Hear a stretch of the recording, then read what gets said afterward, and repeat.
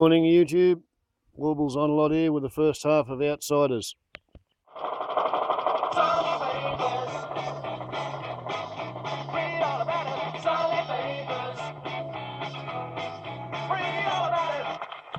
Now, I've always thought that the reporting of polling was a funny thing. First, they ask us what we think, then they write reports about it, telling us what we think. There is potential in this arrangement for cutting out the middleman. However, for the Sunday paper, a poll is a time-honoured fallback in the absence of actual news. When events fail, hit the phones, and so it is this morning that News Corp papers around the country tell us that apparently something we've already told them. Or as this morning's Brisbane Sunday Mail puts it, exclusive. Team Australia. Support for Abbott soars as Aussies enter Iraq. And the results are quite emphatic. This from the Sunday Telegraph. An exclusive Galaxy poll commissioned by the Sunday Telegraph has found that a clear majority, 62% of voters, support Australia's decision to commence airstrikes in Iraq against death cult Islamic State.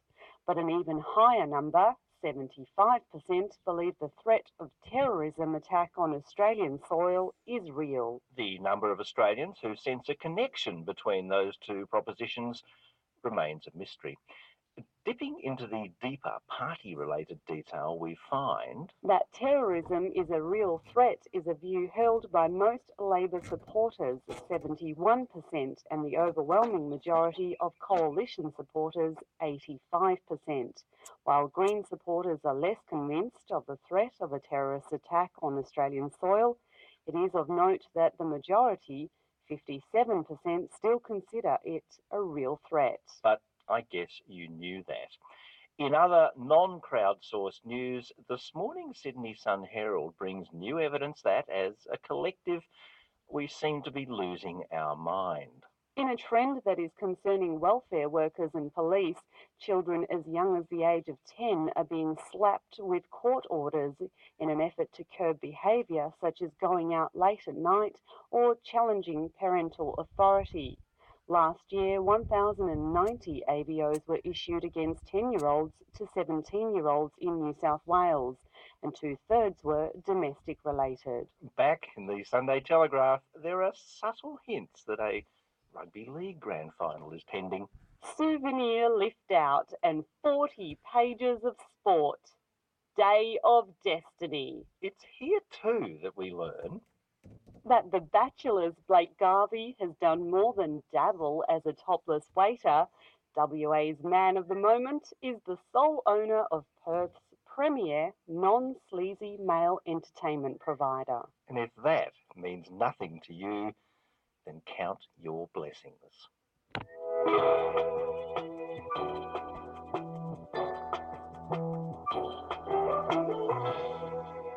"21 and a half minutes to 10 o'clock. That brings us to our big reveal. Tweet of the week. Yes, indeed. But first, one more chance for you to hear our eminently retweetable mystery voice.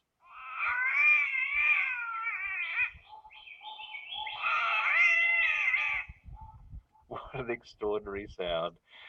And it's congratulations this morning to Harry O'Donovan, who pounced first with the correct answer, the green catbird. Now, Harry, we have to talk. Harry has been very much on the money. He's been first in now for 5 weeks running. Harry, you're in the win bin. I'm sorry. This morning we also salute Alan Champion. Well done, Alan, just seconds behind Harry. Although it's a member of the bowerbird family, your average male green catbird is much more of a gentleman. Unlike his relatives, he does not build a bower with which to impress the passing ladies. No, he pairs monogamously with his mate and feeds her all through the year. Go, catbird, go. If you're hoping to see, or I suspect more likely hear, a green catbird head to the rainforests from southeast Queensland down to southeastern New South Wales, and we will have another mystery tweeter for you just after the 9 o'clock news next Sunday morning.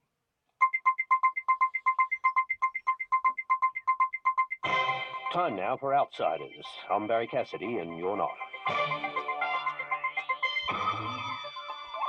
How true that is. Outsiders this week are Tim Colbatch, veteran political and economic journalist, author of the new book Dick Hamer, The Liberal Liberal. That's out now, published by Scribe. With Tim too, Anthony Lowenstein. He's a Guardian columnist, author of many books, including Prophets of Doom, and Sabine Wolf from JWS Research. Good morning to you all. Hi there.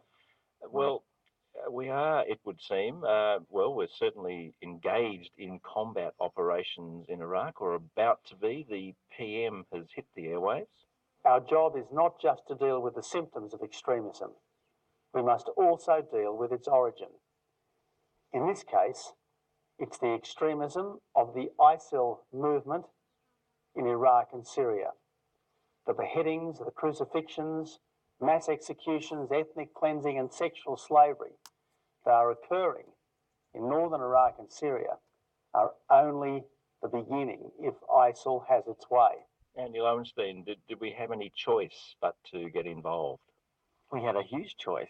I mean, I think one of the remarkable things about our current Iraq engagement, which of course is the third time we've been back in Iraq in less than 30 years, is how little discussion there's been about what we're doing there. We're told that the ISIL is extreme, which it is. We're told that we're there for a humanitarian mission. But what we're not talking about, unless you actually read some of the other kind of press, which is little discussed in Australia, is the reality of what America is trying to do there, which we're told is to bomb ISIL, degrade it, actually is not working and will not work. We've even heard in the last week or so from Kurds, from Yazidis, in fact also from so-called moderate Syrians in Syria, saying that the bombing campaign against ISIL is not working. In fact, ISIL is progressing further rather than regressing. And I think we have to ask ourselves, if the actual mission is to degrade and destroy, or at least reduce the power of ISIL, is what we're doing actually worsening the situation? Because so little questions are being asked about what we're actually doing there. And to me, this is not really about destroying terrorism, when in reality, as many listeners will be aware, a lot of the forces that we're supporting in this mission, Saudi Arabia and others, are in fact the main source of extremism in that part of the world. So unfortunately, I think I'm not surprised. You mentioned a minute ago the polling results in Australia, and I think it was in the Murdoch press today. Yep. That a lot of Australians were very supportive of what's going on. I'm not surprised about that, but I would also say that most of the press is not doing a very good job to explain what we're actually doing over there in the first place. And Sabine, certainly since the airstrikes began, we've seen a change of tactic by ISIS. We've seen no more of the big exposed columns.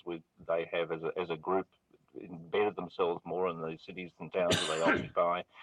This is going to be an incredibly difficult thing, and a lot of the commentary written even in the big papers yesterday here is talking about where this conflict goes from here, how it might be won, and more importantly, what exactly that winning might involve, which is unclear. So here's the thing about airstrikes, right, is that they don't work on their own. I mean, the last time you can say an airstrike conclusively ended a war is maybe, and this is even controversial, Nagasaki. But, the idea that we will be able to go in, drop some bombs from some Super Hornets and get out is just wrong. And so I think what Anthony was saying before is entirely right. People support this war, but they're not really sure what it will involve yet. There is absolutely no doubt in my mind that we will have to send in ground forces. And that's a very different proposition. And as we learnt in the last Iraq War, we're going to be there for a long time. And Tim Colbatch, as Andy mentions too, that the polling results today are quite emphatic, and would suggest that the government, in its prosecution of this as a political point, have made a pretty compelling case. Has it been one that's, though, given us the full information? Has it been as clear an explanation as it might have been? The government is making it up as it goes along. It can only be doing that because it's working in the coalition with other countries. And you mentioned ISIS is changing its tactics to make it more difficult to bomb. So all these things are going to, what we actually do, I think, is unclear probably to the government itself. We'll work that out as we go along, because what we've done basically is to make a commitment to do something to help. Is that necessarily problematic, Tim, or is that just an inevitable consequence of the complexities of this situation? I think it's an inevitable consequence of the complexity of the situation, but I think I'd just go back to my long memory. You were kind enough to call me a veteran journalist, and I'm sorry about that. Truth hurts.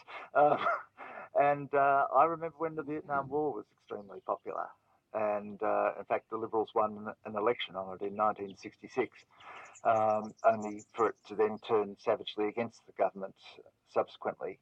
And there were big risks for Tony Abbott in this. There were risks at the Middle Eastern end. I mean, everyone's ultimate risk, nightmare would be for an Australian pilot, for example, to be captured by ISIS. But there are also risks here in Australia, because it is, in part, here it's going to be a battle for the hearts and minds of young Muslim Australians.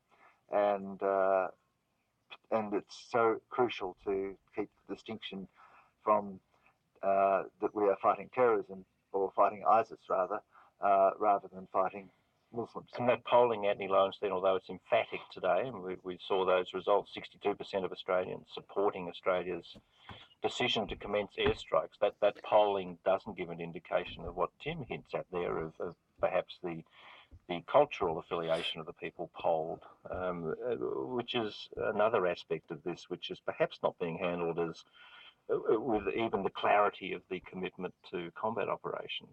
That's being very subtle, Jonathan. Yes, that's very true. Thank you, Ed. I think one of the problems is I obviously don't know exactly who the Murdoch press interviewed, but I can be rest assured that not a lot of Muslims are supporting it. A lot of Muslims feel profoundly angered with what ISIS is doing, what it represents, how it is defaming their religion. That is very clear. But unfortunately, the message is being so muddied by the ways in which I think many of the press and the politicians are talking about this issue. On the one hand, you had yesterday in the Australian newspaper a senior Liberal talking about this war is not about Islam, it's about extremism. That's true, and yet you have a government, and I would argue also a Labor opposition, who are fueling this problem. I think also it's really important to remember that the press here, I think it's Fairfax Press, ABC sometimes, unfortunately, and also the Murdoch press routinely go to the same kind of so-called counter-terrorism experts who have been wrong on pretty much everything since 9/11. So David Kilcullen,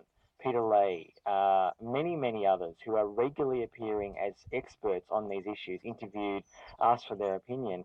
They actually don't know what they're doing. They might be military experts, but in fact they've been wrong on pretty much every call. And I think it's a shame that we are being fed this kind of information which says that generally these people always make the same point. The war should be longer, there should be boots on the ground, and that's going to be a long engagement. Rather than actually saying, well, how have those last engagements been going? Are we going to be continually mopping up from the last time? So I hope. Although Kilcullen makes a really, I thought, a good point in his piece, and it's prominent in the Australian yesterday, where yes, he makes those arguments, but he also says, let's this time try and imagine an endpoint.